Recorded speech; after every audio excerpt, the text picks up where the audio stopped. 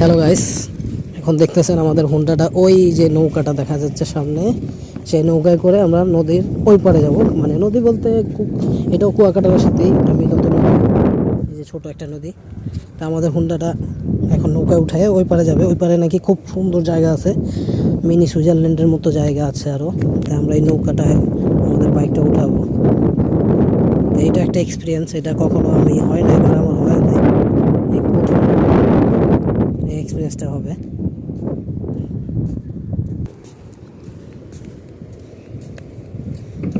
দেখেন এই যে সিঁড়ি দিয়ে কীভাবে বাইকটা উঠাবে আপনাদেরকে দেখাচ্ছি এখন আমি। বাইক দিয়ে উঠাবে, সিঁড়িটা দেখেন। এই নৌকাটা মূলত বাইক ওঠানোর জন্যই বলা। ও শিট,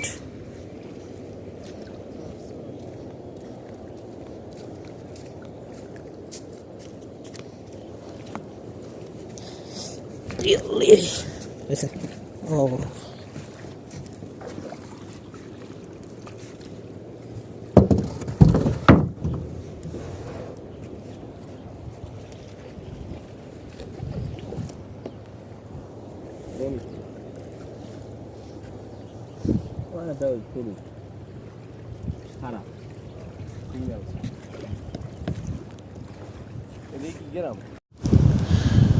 এটার সাথে কিন্তু কোনো ইঞ্জিন নেই, এই নৌকাটা ঢেউর সাথে চলে।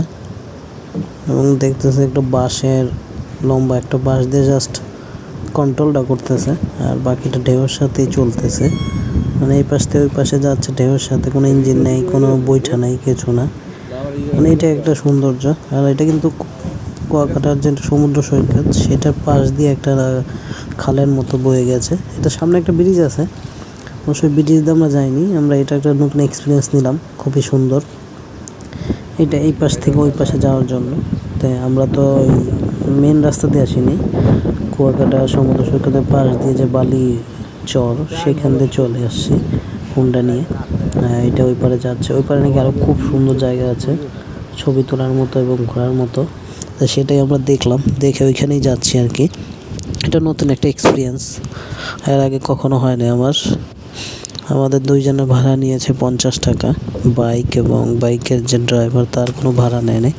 ওই দেখতেছেন নাঙ্গলটা ফালাইছে, এটাকে কি বলে আমার আসলে মনে আসতেছে না, এখন থেমে গেছে।